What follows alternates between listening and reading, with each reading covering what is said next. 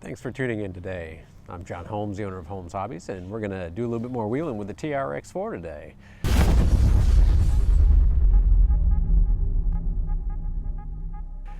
What I've done is a little bit more modifications. I took off the roof rack of it, bumpers are missing. I took off the rear spare tire carrier and all the other accessories that are on there. Gonna see if we can notice a little bit lower center of gravity with the low center of gravity battery tray from Bowhouse RC that Bowhouse RC that we've already have installed. And I also put on some new tires and rims. So these are some Vanquish products, rims, they're Beadlocks, and then the tires are the Voodoo KLRs. Really good tire for around here. They have extremely good traction, both wet and dry, on the Missouri rock, which is typically, as you see, like a powdery limestone. And so a little bit stiffer foams to maybe not suck so far down into the holes as I'm driving it. We'll see if it does any better. We pretty much started down here on the last video, so I'm just gonna attempt the same lines and we'll see how she handles.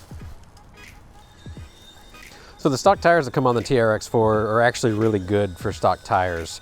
There's a growing trend here recently of companies just doing better and better with the stock offerings on rigs, which is really nice, but a lot of times they'll be pretty good and they just won't perform good in the wet, or it'll be good on one type of rock but not on another type of rock, which is nothing new.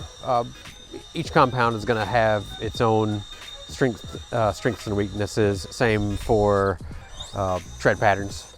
So this tread pattern does pretty well around Missouri because it cleans out really well.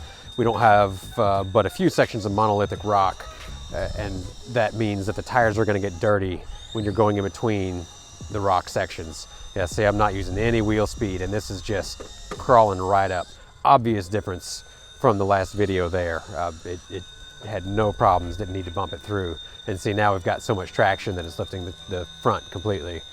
But let's see, since we got that rear locker, we'll just take that out and see if we can get the front end to settle. All right, not quite climbing for us. Got to work it.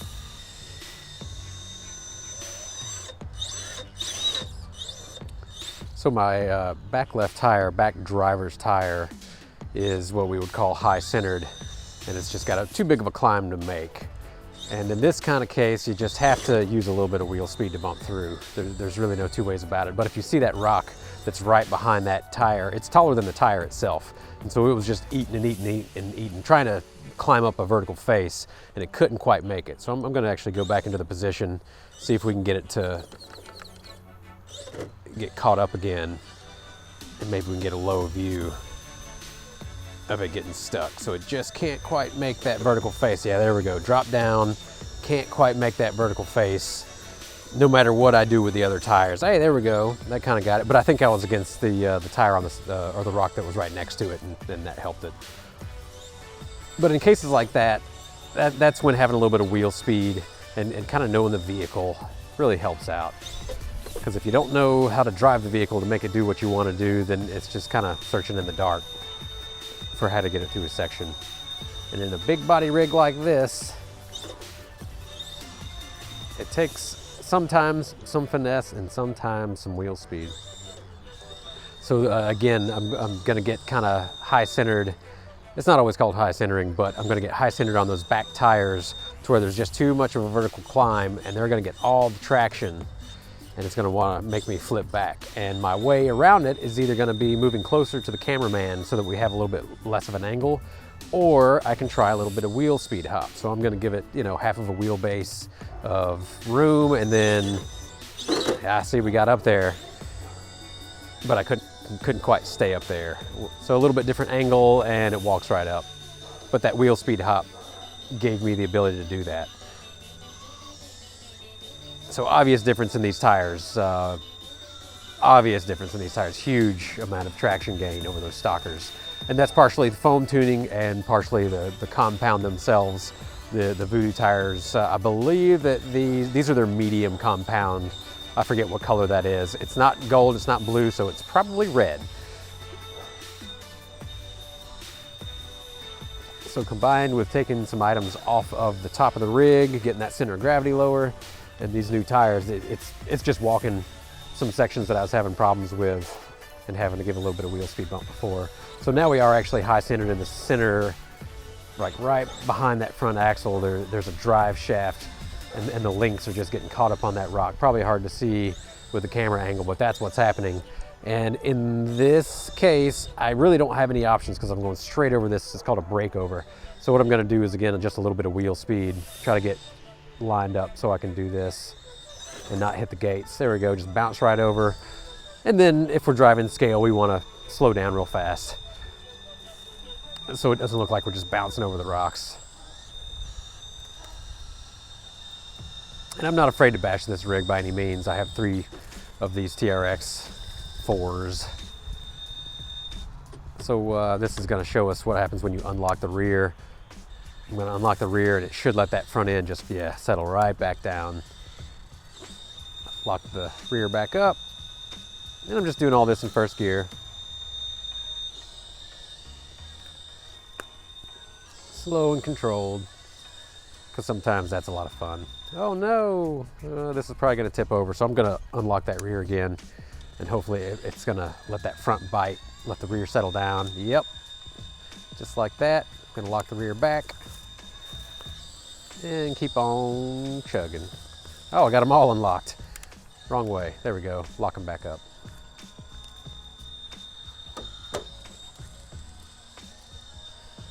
Hey, I don't think I flipped over once yet.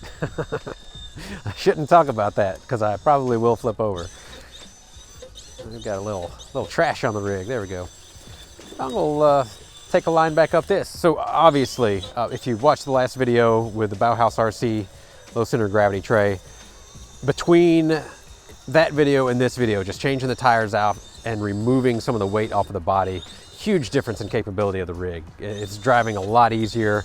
Even though I really haven't done any big mods to it, it certainly is treating nicer. So I'm totally high centered right now on this rock that's in the center. So I'm gonna have to go around it with my tires if I can. Or I could just use wheel speed. There we go. So I get that front tire hooked and maybe I can keep from getting high centered. Maybe that's a pretty big rock compared to the size of the rig. So in this case, for the sake of bashing, I'm gonna go to second gear and, oh, almost had it. So a little bit too much wheel speed that time. All right, so I'm gonna go back to first gear and try that again. Maybe not so much bump of wheel speed.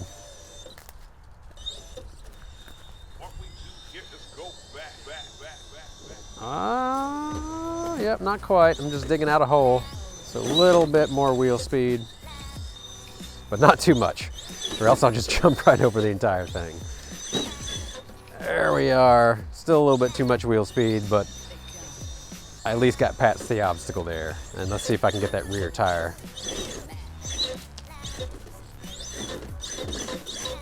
So if you're really wanting to drive scale, you wouldn't be just bashing it into rocks like this. You know, you'd be worried about your body damage. But sometimes the sake of getting through an obstacle is the challenge in itself. And like I said, I don't really care about this rig too much. It's just a toy and I have extra ones. And I think I'm gonna end up just moving the rocks out of the way with the rig. So what we're doing now is we're testing the resilience of the TRX-4. How much abuse can it take? I talked about this in the last video, but I've not broken anything on this rig except for the stock servo, which is kind of a to be expected breakage. The stock servo is 125 ounce-inches. It does not have any sort of amp limiting onto it, and so when you get it bound down and if you let it sit in one spot for any period of time, it just burns out. Turns out there's actually a little resistor or a heat, what would they call it, a heat switch on the board, and it burns out. And if you just solder up past it, it'll make the servo work again. But 125 ounce-inches just is not enough. Really, 300 ounce-inches is about what this rig needs. I've got the SHV 500 in it, which is 500 dynamic ounce-inches of torque. Yeah, so I'm just kind of stuck here. until I get the rocks moved out of the way. So I completely changed the course, just trying to bash through that. But the rig took it in stride. There was no groans, no weird pops or anything like that. Again, we're high centered, so I'm gonna have to give it a little bit of wheel speed to get through. As long as I don't dig my course out. There we go.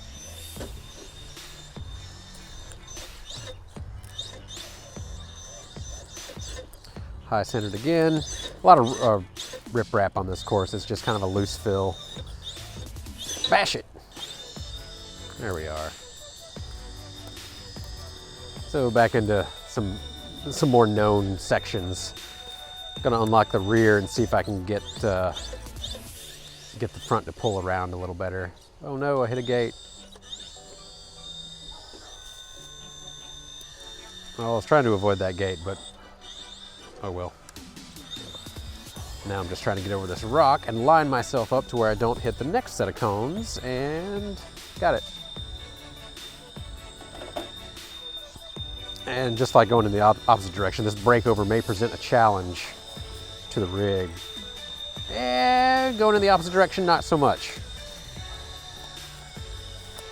All right, right here, I would normally have flopped over because the stock tires would have compressed too much and the heavy body would have pulled me over. I am familiar with being in that position. So the modifications that I made quite a bit of difference, noticeable difference for sure. Noticeable difference.